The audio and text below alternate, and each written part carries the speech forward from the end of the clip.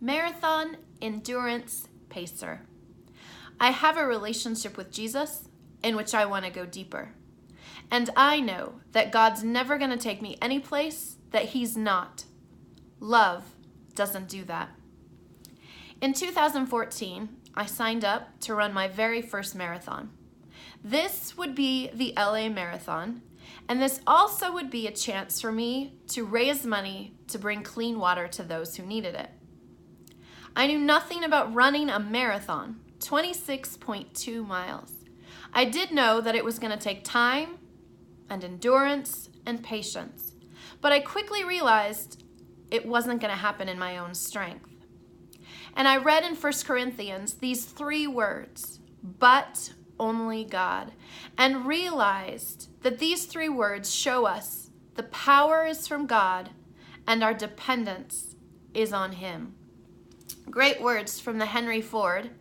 Whether you believe you can or believe you can't, you're probably right.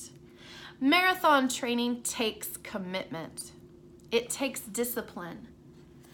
On the bottom of page 188, I shared a scripture with you from Hebrews 12. No discipline seems pleasant at the time, but painful.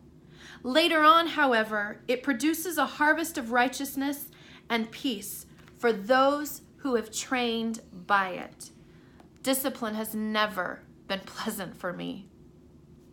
But I know it's needed to achieve the goals, like running a marathon.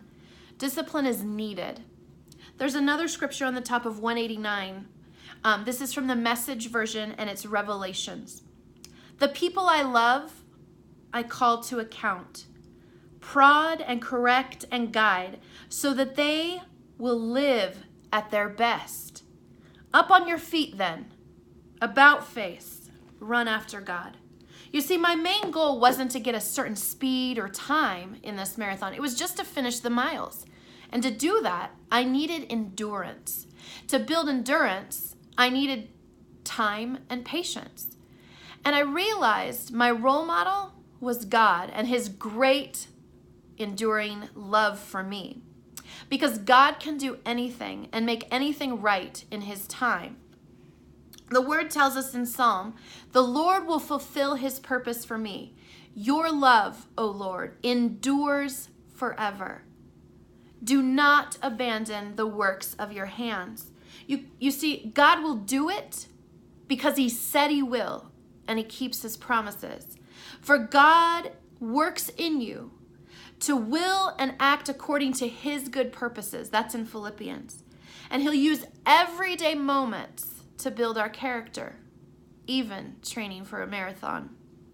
For the Lord is good, and his love endures forever.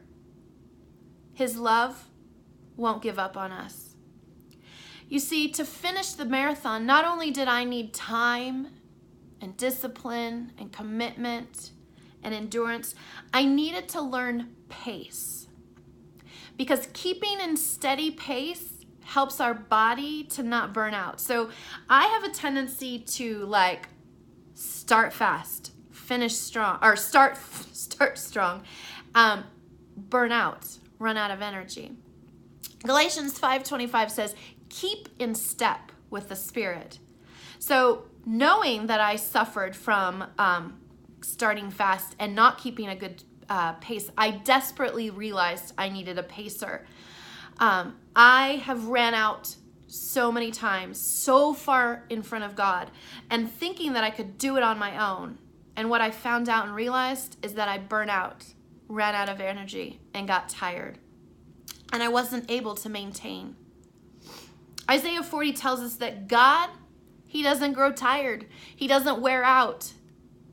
He is a good, steady pace. It makes sense then to use God as our pacer. And pacing ourselves works to guard ourselves, guard our energy, and helps us to get through. And we need to keep our eyes then fixed on Jesus as our pacer, because it is God's love that compels us.